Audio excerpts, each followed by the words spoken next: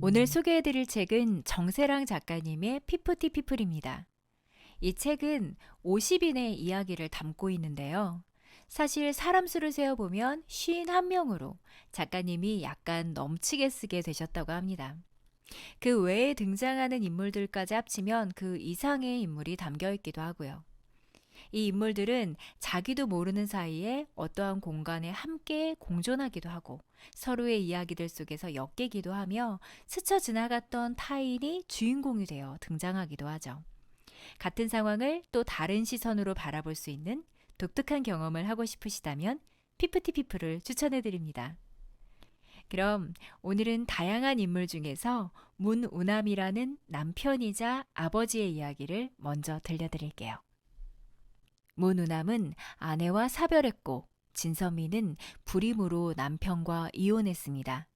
이후 그 둘은 만나 재혼을 하게 되는데요.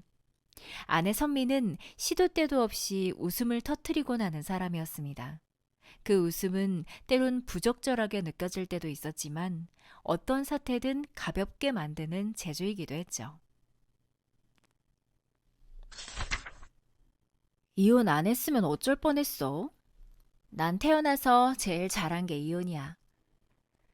그런 선미에게 재혼을 설득하는 게 우남으로서는 인생 최고로 어려운 일이었다. 부족한 것 없는 여자를 다시 결혼이라는 테두리 안으로 끌어들이는 건 세상에서 가장 영리한 동물을 어설픈 덫으로 잡으려는 시도나 다름없었다. 아니, 우남 씨나 나나 액면가는 젊지만 나이 먹을 만큼 먹었잖아요. 지금 선택 잘못하면 십몇 년 안에 노인네 병수발해야 한다? 나중에 우남의 첫 아내가 어떻게 죽었는지 듣고 선미는 그 말을 후회했다. 병수발을 이미 한 번 한 남자에게 할 말은 아니었다. 사업은 가만둬도 잘 굴러가서 심심하기도 하고 우남이 보기 드물게 좋은 남자라는 걸 눈썰미 있는 선미가 알아채기도 했기에 결국 재혼이 성사되었다. 우남의 딸은 한창 사춘기였지만 호탕하게 웃는 새엄마는 조금 의외였던지 우려보다 잘 받아들였다. 지금은 선미의 옷장을 가끔 기웃거릴 정도로 사이가 좋다. 있잖아. 우리 이제 빼도 박도 못하는 50대잖아. 선미가 얼마 전에 구입한 턴테이블에 레코드판을 얹으며 말했다. 턴테이블도 레코드판도 두 사람이 자주 갔으나 건물 리모델링으로 폐업한 재즈바에서 샀다. 그런데? 일어서 봐. 선미가 우남을 일으키더니 발등 위에 올라왔다. 처음은 아니다. 우남은 막 씻고 나와 아직 젖은 느낌이 나는 가볍고 하얀 선미의 발이 완벽하다고 생각했다. 특별히 발 때문에 결혼한 것은 아니지만 아름다운 부분을 매일 발견하는 건 즐거운 일이다. 아내를 발등 위에 싣고 춤추기 시작했다. 하와이 가고 싶어. 못 가봤어. 내년쯤 데려가죠. 그래, 가자. 내년 말고 다음 달에 가자. 안 바빠? 바빠도 거기 못 갈 만큼 바쁠까. 영린이도 데리고 갈까?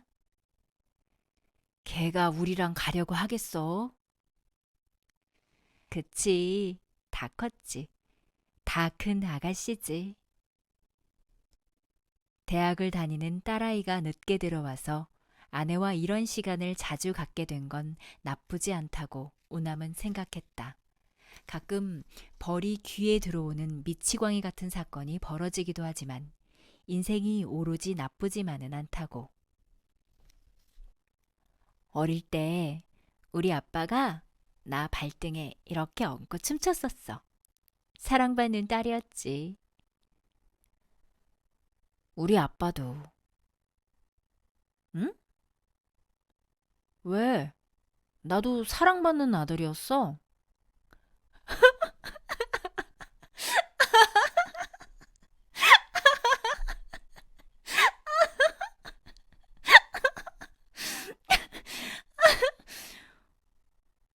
못 믿겠어? 아니, 아니, 사랑받는 아들이었겠지만 발등에 올라갈 만큼 조그만 아이였다는 게 안 믿겨. 무르익은 중년의 두 사람은 각자 부모의 발등 위에 올라가 춤추던 어린 시절을 떠올리고 상대방의 어린 시절을 상상했다. 애잔하면서도 기분이 좋아져서 선미의 발에 물기가 완전히 마를 때까지 계속 춤을 췄다. 우남이 선미의 눈가에 입을 맞추었다. 고개를 숙이느라 애썼더니 귓속이 조금 당겼다. 언젠가 선미의 쌍꺼풀이 5겹이 되고 6겹이 되더라도 아름다울 거라는 생각이 들었다. 이어서 문우남의 딸 문영린의 이야기를 짧게 들려드릴게요.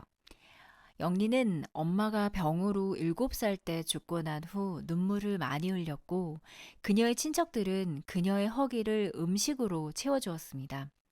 그녀는 점점 더 뚱뚱해졌고 잔인한 시선을 받아야 했습니다. 새엄마는 그런 영린의 허기를 알아보았고 외적인 문제를 해결해 줍니다. 하지만 내면엔 여전히 구멍이 남아 있었죠. 영린아, 내가 이상한 얘기를 들었는데 듣기만 했을 때는 아니겠지 하고 넘어갔는데 남자친구가 언니의 동아리 친구와 바람을 피우는 것 같다는 이야기였다. 과는 다르지만 같은 건물을 쓰기 때문에 영린도 아는 사람이었다. 뭐라 말할 수 없이 상큼한 느낌의 사람이어서 눈에 띄었는데 그 사람과 영린은 엄마 아빠가 여행을 갈 때까지 기다린 스스로가 대견했다. 그 자리에서 바로 폭발해도 이상하지 않았는데 조금은 제어력이 생긴 것 같았다. 남자친구의 변명은 형편없었다. 바람을 피운 게 아니라 알아가는 사이였다고 했다. 알아가긴 얼어 죽을 연예인이냐? 하도 기가 막혀서 퍼부었더니 돌아오는 말이 가관이었다. 네가 함부로 말할 사람이 아니야. 너보다 훨씬 열심히 살고 어른스럽고 생각이 제대로 박혀있는 사람이야.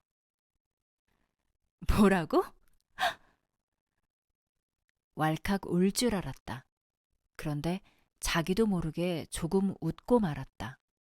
아니, 친엄마도 아니고 새엄마에게 희한한 능력을 물려받았나? 비실하고 웃음이 새어나왔을 때 영리는 깜짝 놀랐다. 비웃음은 어쨌든 확실히 전달되었다.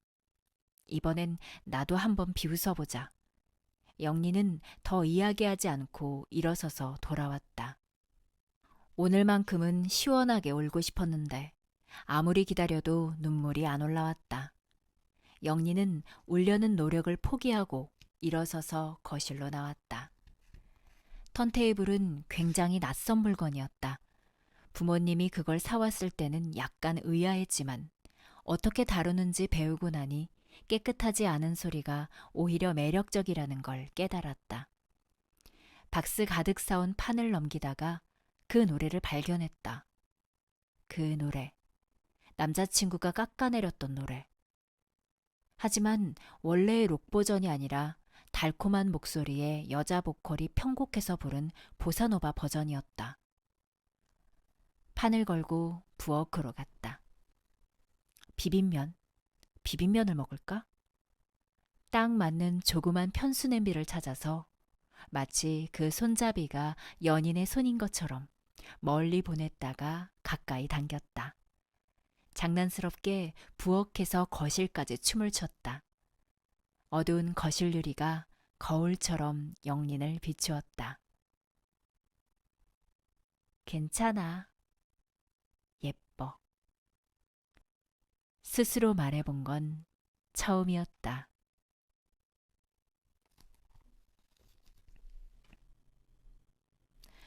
문우남에겐 아내인 진선미가 영린에게는 새어머니로 또 다른 누군가에겐 새로운 존재가 되어 또 다른 영향을 미치게 되고 그렇게 새로운 이야기들이 펼쳐지게 되는데요. 그렇게 51명이 어떻게 스쳐가고 또 어떻게 엮이게 되는지 피프티피플에서 확인해 보시길 바랍니다. 이 책을 읽으면 주변을 돌아보게 되고 언젠가 만났을지도 앞으로 만나게 될지도 모르는 사람들을 상상해 보게 됐는데요. 만남이라던가 우연이라던가 다양한 시선으로 상황을 바라볼 수 있는 시간이 되었던 것 같습니다. 다음에는 또 다른 책을 소개해 드릴게요.